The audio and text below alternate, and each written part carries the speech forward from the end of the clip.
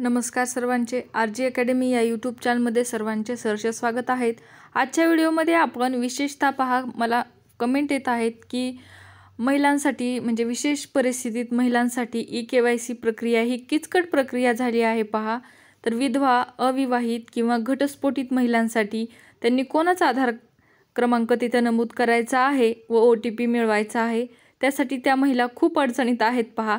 तर ज्या महिला या अडचणीत आहेत, विधवा असोत, अविवाहित असोत किंवा घटस्फोटित असोत, तर त्यांनी हा व्हिडिओ शेवटपर्यंत नक्कीच पहा। तुम्हाला लगेच ई-केवायसी करायची आहे का थोडं थांबायचं आहे, शासनाकडून काही नवीन अपडेट येणार आहे का, हे आपण याच व्हिडिओमध्ये संपूर्ण माहिती तुम्हाला देणार आहोत पहा। चला तर व्हिडिओला सुरुवात करूया। मग विशेष परिस्थितीतील महिलांसाठी ई-केवायसी विधवा, अविवाहित किंवा घटस्फोटित महिला आहेत पहा। मग सर्वात गंभीर आणि गुंतागुंतीचा प्रश्न आहे तो विशेष परिस्थितीतील महिला संबंधित ज्या महिलांचे पती किंवा वडील हयात नाहीत, ज्यांनी घटस्फोट घेतला आहे किंवा ज्यांचे वडील सुद्धा हयात नाहीत, अशा महिलांनी ई-केवायसी दरम्यान कोणाच्या आधार कार्डचा क्रमांक नमूद करावा, हा एक मोठा प्रश्न निर्माण झाला आहे पहा। अशा महिलांसाठी लाडकी बहीण योजना, विधवा आणि अविवाहित महिलांसाठी केवायसी प्रक्रिया अधिक क्लिष्ट बनली आहे। या प्रश्नाने गोंधळलेल्या आहेत पहा काही महिला, आणि बालकल्याण विभाग या समस्येची गंभीरता जाणून तिचे निराकरण करण्यासाठी चाचणी आणि तपासणी करीत आहे पहा। या लाडकी बहीण योजना, विधवा आणि अविवाहित महिलांसाठी केवायसी प्रक्रियामधील तांत्रिक अडथळे दूर करण्यासाठी पर्यायी उपाययोजनांचा विचार केला जात आहे। त्यामुळे अशा परिस्थितीतील महिलांनी घाई करू नये आणि काही दिवस वाट पाहणे उचित ठरेल पहा।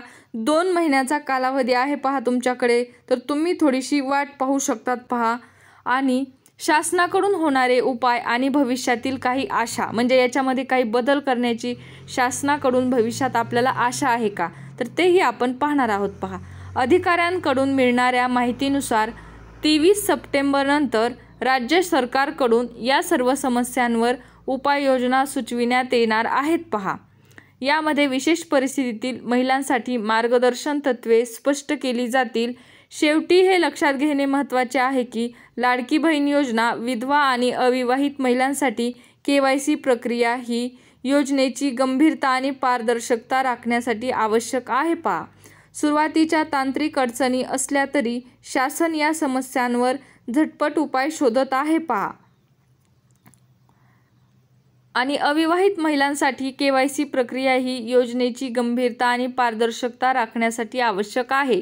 सुरुवातीच्या तांत्रिक अडचणी असल्या तरी शासन या समस्यांवर झटपट उपाय शोधत आहे। लाभार्थी महिलांनी धीर ठेवून दिलेल्या मार्गदर्शनानुसार कारवाई केल्यास नक्कीच या लाडकी बहीण योजना, विधवा आणि अविवाहित महिलांसाठी केवायसी प्रक्रिया यशस्वीरित्या पूर्ण करू शकतील।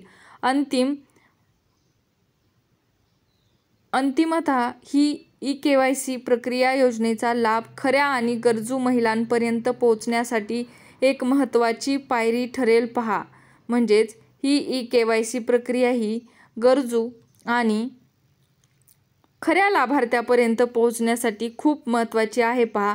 तर थोडासा धीर धरा, काही शासनाकडून आपल्याला अपडेट येत आहे का याची 4 ते 5 दिवस वाट पहा आणि नंतर तुम्ही ई-केवायसीसाठी प्रयत्न करा। तर व्हिडिओ आवडला असेल तर नक्कीच लाईक, शेअर आणि कमेंट करायला विसरू नका। धन्यवाद।